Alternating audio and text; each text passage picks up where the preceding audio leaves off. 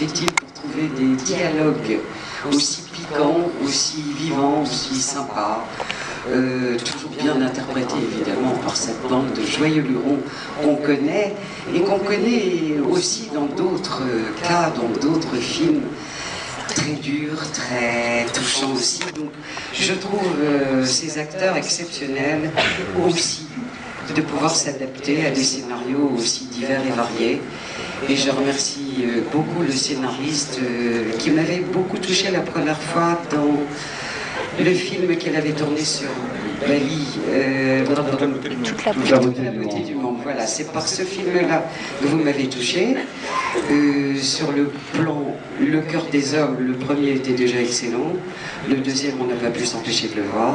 Et le troisième, toujours égal à vous-même, vous avez réussi à mettre du piment, de la variété, à faire connaître en effet l'importance d'une amitié. Et je crois que c'est rare. Alors je voulais savoir justement votre avis. Qu'est-ce qui suscite chez vous? T'as de la famille ici ou c'est quelqu'un? Qu'est-ce qui suscite chez vous? Comment vous est venu ce sujet de l'importance de l'amitié? Oh, c'est difficile, c'est forcément en relation avec ma vie personnelle.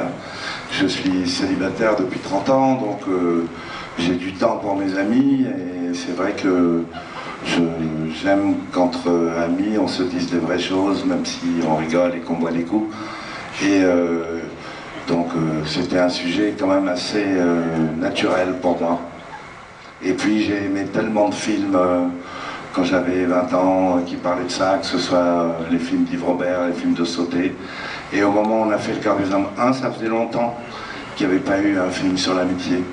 Donc voilà, je me suis lancé, et puis comme le premier a marché, et qu'on s'est bien entendu, on a eu envie d'en faire un deuxième, et puis voilà.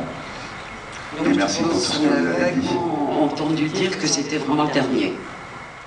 Oh bah non. Ah bon? Non, non, on espère bien qu'il y en aura d'autres. Il faut que celui-là marche, et voilà. En tout cas, merci à tous, merci aussi aux maisons de distribution qui suivent, aux producteurs, puisque voilà, on sait que ça fait partie d'un tout, et que sans tout ça, toutes ces histoires n'existeraient pas. Je vous remercie, je cède la parole à qui veut. Qui veut? Vous battez pas. Ah, un peu plus haut encore.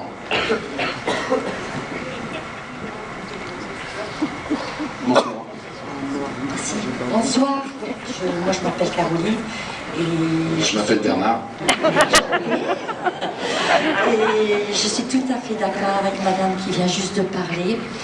Et donc, c'est vraiment une bande de sacrés gays lurons. Et donc, moi, j'avoue que je n'ai pas vu ni le 1 ni le 2. Et finalement, le 3 était plutôt sympa. J'espère voir les deux en vidéo, enfin bref. Moi, la question... Merci.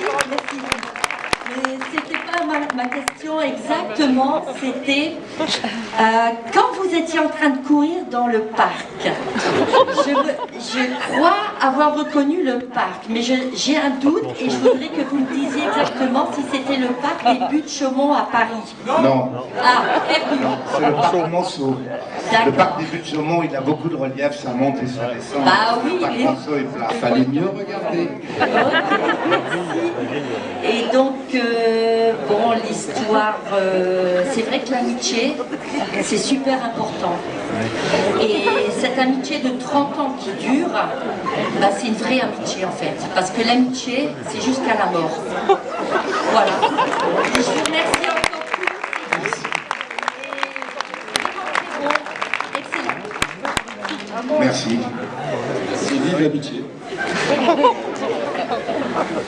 C'est vrai, Marc, même si on n'a pas vu comme madame le 1 et le 2, quelque part, vos films, c'est pas, voilà, c'est pas forcément peut-être une suite, ça peut se regarder aussi. Je suis ravi quand les gens découvrent la série avec ce numéro-là. Si ça marche, même quand on n'a pas vu les deux premiers, je suis ravi, évidemment. On est sur votre gauche, ici. Bonsoir. Bonsoir. Bon, je vais faire court. Je voudrais savoir si le coup des Spice Girls était fait exprès ou si vous les avez vus passer. Ah bah non, non, c'est archi fait exprès, bien sûr. Ça fait la deuxième fois. C'est casté. Il y a même une des Spice Girls qui était déjà dans les Spice Girls du numéro 1. Ça ne s'invente pas, il faut les trouver. Est-ce qu'il y a une question ou un commentaire sur le film? On n'est pas obligé de poser une question non plus, mais simplement l'équipe est là pour avoir votre ressenti, votre avis, juste après la projection. Au premier rang. Ouais. Un grand merci donc, pour cet opus 3. Alors j'attends un 4e, parce qu'effectivement, on ne se lasse pas. Vous êtes tous tellement touchants et émouvants, et puis bon, c'est du 109. Donc c'est vrai que voilà, moi très enchantée de vous voir dans la série, entre guillemets, si vous me passez l'expression. Mais voilà, c'est croustillant de découvrir les néants de tout à chacun. Voilà, je peux vous dire que merci C'est à très tous. gentil, c'est très gentil, Et à merci. transmettre aussi à monsieur Marc Lavoine. Le petit gars que vous avez trouvé aussi pour jouer son fils, qu'est-ce qu'il est béni. C'est tout. Merci. Marc, il n'est pas là, je crois, parce qu'il tourne en ce moment, c'est ça? En Hongrie.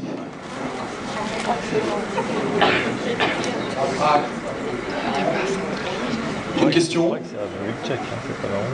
Non? Ne soyez pas timide, hein. Voilà. Vous le faites exprès, c'est ça?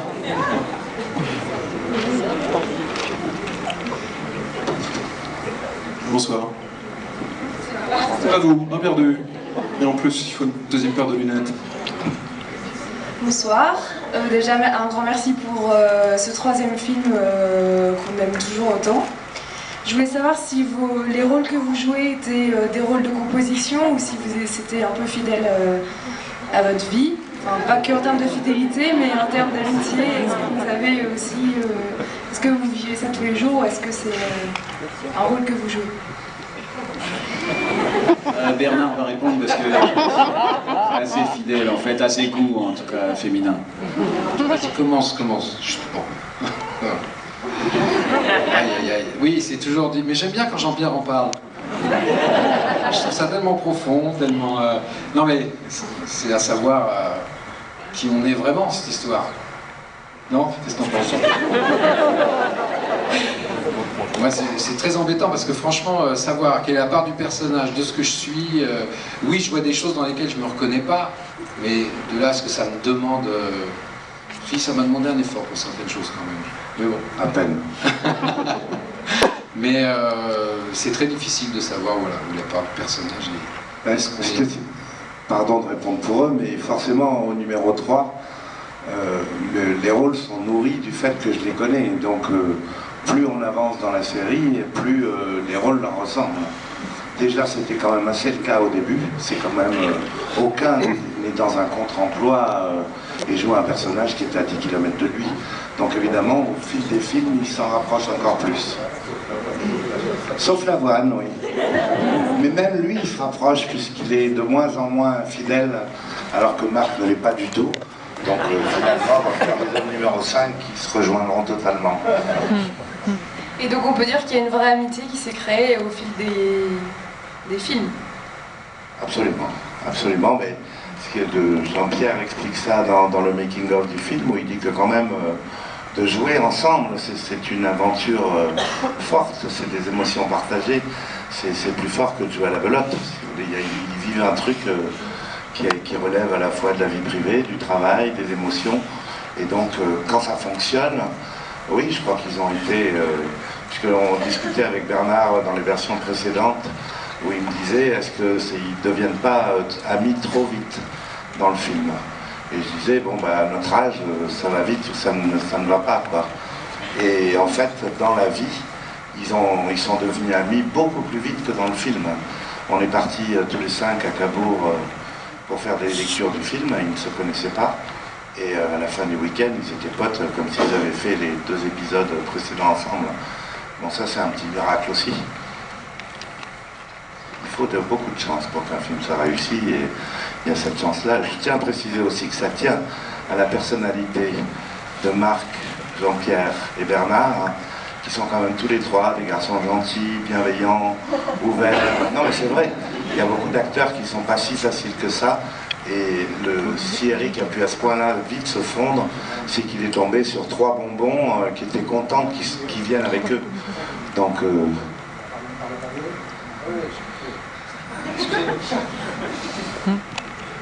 Merci. Madame, n'oubliez pas, vous levez la main, je viens vers vous. Juste, on vous a pas demandé, Bernard, Jean-Pierre, Eric, mais s'il y a un chœur des hommes 4, parce que quand même ça ne peut pas se faire sans vous, c'est non. Bernard, c'est non déjà, donc... donc vous c'est d'emblée. Si Marc Esposito vous dit, bon, et voilà, le public en veut encore, le public aime, vous re-signez pour le 4. Évidemment. Évidemment.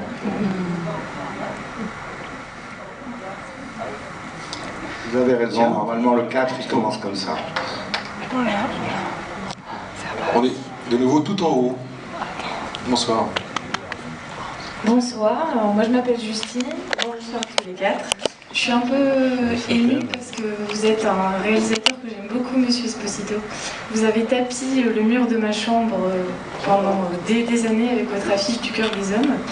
Et j'ai beaucoup aimé aussi l'histoire de Mon pote avec Édouard Baird et son acolyte. Et puis toute la beauté du monde évidemment, qui moi m'a fait tomber amoureuse de Bali. Donc moi, mon rêve depuis longtemps, c'est Bali, voilà. Et je trouve que vous donnez beaucoup d'espoir en fait sur le fait que voilà, on est dans un monde où on parle beaucoup de divorce. On a un monde un peu aseptisé, je trouve, où il faudrait vivre en étant froid. On a l'impression que les gens qui réussissent aujourd'hui, c'est les gens qui ont une certaine froideur, etc. Et moi, je suis plutôt quelqu'un voilà, qui aime véhiculer les émotions. Et enfin, je trouve que voilà, on a l'impression que l'amitié c'est encore possible et l'amour aussi. Et moi je vais y aller un peu au culot, en fait j'aimerais venir vous serrer la main à tous les 4. Est-ce que je peux? Mais je crois quand même que, en effet, c'est mon penchant d'être comme ça. Mais quand on voit une salle comme ça, on voit bien qu'il y a très peu de gens qui sont seuls. Je veux dire que je ne suis pas le seul à être aimant, à avoir des amis. Il y a plein de maris fidèles, il y a plein de femmes heureuses avec leur mari, amoureuses de leur mari. C'est vrai que le cinéma s'intéresse plus au drame qu'à ce qui va bien, mais non, mais il y a très peu de gens seuls. D'abord c'est rare d'aller au cinéma tout seul. Et là je vois bien, il y a plein de groupes, plein de bandes. Donc je crois que l'amour circule et puis... Non, puis même l'amitié, c'est pas qu'une chose intime non plus, ce n'est pas que dans un rapport avec les gens qu'on connaît, les gens proches. On peut avoir de l'amitié pour les gens qu'on croise dans le métro, et de l'amitié pour les gens qu'on ne connaît pas. Ouais, c'est vrai. Et l'exemple de l'amitié qu'on peut avoir pour les gens qui sont proches, et c'est aussi important qu'ils se répandent et qu'on en soit imprégné pour que justement on puisse avoir de l'amitié aussi avec les gens qu'on ne connaît pas, et qu'on ne soit pas tout le temps dans un monde non pas aseptisé, parce que le divorce n'est pas spécialement aseptisé, mais dans un monde où on ne se réfugie pas forcément dans son coin et qu'on ne se réfugie pas sur soi-même. Et donc c'est en ça que l'amitié c'est une valeur assez exemplaire. Ce que je veux dire, c'est que je trouve que ça fait beaucoup de bien voilà, à tout le monde. Parce que c'est fait pour ça. Voilà. L'amitié c'est fait pour faire du bien quand on va pas bien, quand on a un problème. On a une petite tape dans le dos et voilà, ça. Quand on a des joies. Alors, je trouve que vous arrivez à retranscrire, même les acteurs, des émotions que nous, voilà, on peut ressentir dans la vie de tous les jours, et ça fait du bien. Voilà. Donc je voulais vous remercier pour ça. Merci, merci. C'est très touchant tout ce que vous venez de dire, je partage complètement. Je viens d'acheter un livre de Mathieu Ricard sur l'altruisme. Je vous le recommande, et ça me fait très plaisir de produire des films qui, sans l'annoncer, l'inspirent. Voilà. On avait commencé, on a fait 3 débats ce soir. Un premier, on a déconné totalement. Le deuxième aussi. Et bon, le troisième, on s'est dit qu'on va quand même essayer d'être un petit peu sérieux. Et là, vraiment, on y est arrivé, là, je crois. Mais c'est l'heure aussi, en même temps. Hein, la soirée avance tout doucement. Vous avez une poignée de main chaleureuse, mademoiselle.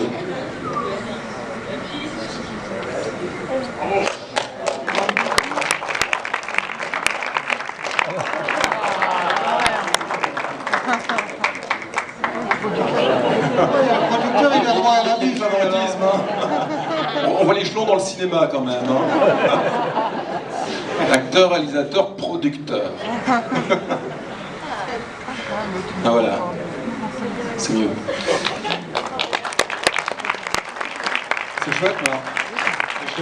Quand on entend comme ça qu'une jeune femme, je suppose adolescente, peut-être avait dans sa chambre le poster du Cœur des Hommes. Comment? Je suis pas du tout ado. Non, mais quand vous étiez adolescente, le Cœur des Hommes, le premier, ça remonte il y a quelques années. Il y a 10 ans. J'avais 2007, j'avais 18 ans. 18 ans, donc voilà, une jeune femme qui a le poster, l'affiche du film dans sa chambre. Je suppose que pour un réalisateur, même pour les acteurs, enfin, c'est quelque chose qui perd un rêve.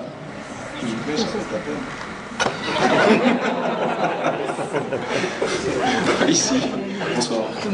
Bonsoir Christophe. Je ne vais pas descendre me faire la bise. Par contre, effectivement, je rejoins ce que disait la demoiselle. Ça donne beaucoup d'espoir. Alors moi, je suis venu tout seul ce soir et j'ai beaucoup aimé le personnage d'Eric. Je crois que je vais m'acheter un scooter. Donc, c'est un scooter à vendre. Je vous y encourage vivement.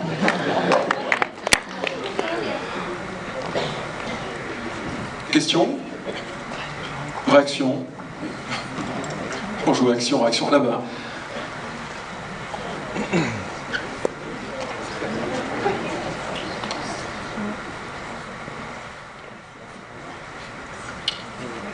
C'est vous. Bonsoir. Bonsoir à tous et bonsoir à vous.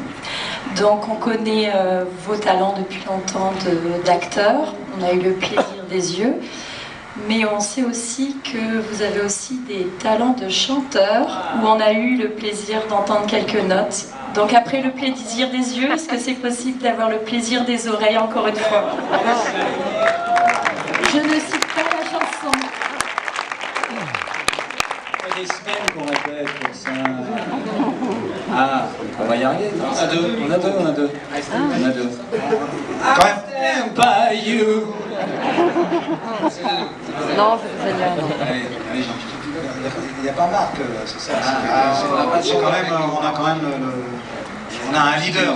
Des excuses. Nous, on est vraiment. Ok. Non, c'est toujours toi qui démarres. Pourquoi tu m'en rien? Queen, ta grand-mère, c'est une Queen, ta grand-mère. Queen, ta grand-mère, c'est une Queen, ta grand-mère. Chatte dans le miroir, j'ai vu ta chatte dans le miroir. Chatte dans le miroir, j'ai vu ta chatte dans le miroir.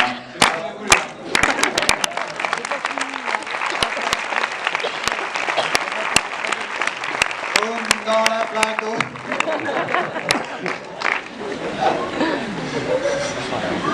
Une question. Vous avez dit, quelqu'un va dire quelque chose. Allez-y, profitez-en. Où ça? Devant. Bonsoir. Bonsoir Philippe. Bonsoir messieurs. Voilà, moi je voulais savoir comment vous a dirigé Marc. Est-ce qu'il était plutôt... Est-ce qu'il vous laisse libre, au contraire, est-ce qu'il vous dirige, est-ce qu'il vous demande certaines choses, certaines émotions à faire passer? Quelles sont ces remarques? Quelles sont les remarques qui vous ont frappé ou marqué? Puisque c'est lui certainement qui pourrait répondre aussi, parce qu'il sait comment driver un peu cette histoire-là. Mais sa principale aussi qualité, c'est justement de nous mettre en état d'inspiration et de liberté, une fois qu'on a quand même travaillé en amont, on a fait des lectures, on s'est confronté au texte, on a corrigé, on a regardé, on s'est mis d'accord sur une partition, et on ne l'a pas beaucoup changé, vraiment.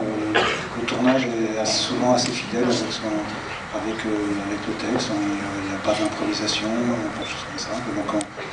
Donc, et après, dans la direction d'acteur, il a sa qualité de regard et la façon dont on se sent en confiance avec lui, ça aide. Voilà. Quelque chose à... Je vais juste dire que je trouve que Marc a gagné vraiment en souplesse dans la direction d'acteur de film en film. Au début, c'était abominable, c'était terrible. Non, mais vraiment, je l'ai senti. J'ai trouvé sur celui-là encore plus, voilà, plus souple, nous laissant vraiment la liberté. Non, c'était vraiment... ouais. À toi? Non, je sais pas, je trouve ça... j'ai rien à dire. C'est très difficile de parler de ça, parce que il y a des gens qui sont très directifs avec des paroles, et puis il y a des gens qui arrivent à t'emmener à l'endroit où ils veulent sans forcément dire quoi que ce soit, qui s'arrangent pour que tu sois mis en condition, pour que ça vienne et que la chose se fabrique entre nous. Voilà, c'est assez étrange, et donc voilà, je crois que Marc fait partie de ces réalisateurs-là. Moi, je n'ai pas l'expérience des autres, ni d'autres films avec lui, mais en tout cas, c'est ce qui s'est passé sur ce film-là. Je peux me permettre une autre question? Non. Ah non, je vais coucher les oreilles de mon garçon. Moi, je souffre le martyre régulièrement quand je vais m'épiler le maillot. Est-ce qu'il faut encore que... C'est pour Bernard. Il n'y a rien de mieux que le naturel, à ce niveau-là. D'accord.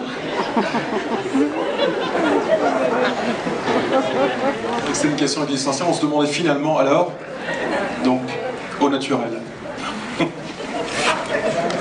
Il y a une question devant, pardon. Bonsoir. En tant que président, il est tout à fait d'accord avec moi, Jean-Pierre. Je vais être un peu plus soft. Pour le 4e épisode, est-ce que vous avez déjà une idée du devenir des personnages? Non, pas du tout. Non, je ne pose pas la question si tôt. J'aurais l'impression de vendre la peau de l'ours avant de l'avoir tué. Et il faut que le temps passe. Et s'il fallait que je m'y mette demain matin, je serais un peu sec. C'est pas évident du tout. Je pense que ce 4e épisode sera difficile à écrire parce que quand même il y en a 3 derrière. Donc je peux pas me répéter, je peux pas. J'ai quand même utilisé beaucoup de situations dramatiques. Donc plus on avance et plus c'est compliqué. Donc c'est sûr que là je pourrais pas m'y mettre et l'écrire en 2 mois. Merci. Mais j'espère que ça viendra, oui.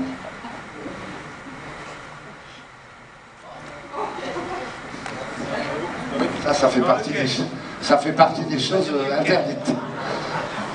Ça fait partie des choses interdites. Donc là, vous n'auriez pas entendu, une dame devant a dit il faudrait que j'en fasse mourir un.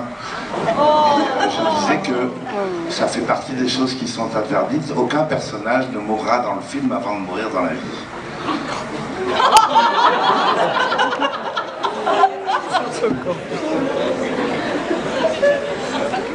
Oui, bonsoir. Par exemple, il y avait la mère de Manu dans le film, qui est maintenant une dame âgée. C'était pas très pratique de la faire tourner, mais c'était pas impossible de la faire mourir alors qu'elle était vivante. Donc elle est là. Bonsoir. Je voulais savoir si vous aviez utilisé des doublures lorsque vous faisiez du jogging dans le parc. Non. La réponse est non. Ils sont quand même pas courus tant que ça. Hein. Mais ici, bonsoir. Bonsoir, je voulais juste faire une remarque. En fait, dans ce film et dans les 2 précédents, ce qui est cool, je trouve, c'est qu'on peut parler, enfin, on vous voit parler entre amis et parler simplement. Et c'est pas évident, en fait, je trouve. On nous dit beaucoup qu'il faut communiquer, vous parler de sujets graves, le cancer, l'infidélité, le couple, etc. Et on vous voit parler simplement, sans, comment dire, sans être focus, je trouve pas mon mot. Voilà, en étant sincère, en n'étant pas méchant, et ouais, ça prouve que c'est encore possible. En tout cas, c'est ce que moi je vois, et voilà, pour essayer de communiquer un maximum avec les proches qui nous entourent, le faire simplement, c'est possible, et vous nous le montrez. Voilà, merci. Merci à vous, merci à vous. Des hommes exemplaires. Ici, bonsoir. Bonsoir. Moi j'ai une question très courte pour Marc Exposito. Pourquoi Alex rencontre Nanou? Parce que c'est très peu exploité finalement. C'est-à-dire, comme c'est dit dans le film, il a quand même fait un gros travail pour arrêter de tromper sa femme. Et puis, il a un coup de cœur pour une gamine qui passe et qui le rend fou. Et parce que Alex est quelqu'un qui n'aime pas être dans les clous. Il faut toujours qu'il fasse un truc un peu dangereux.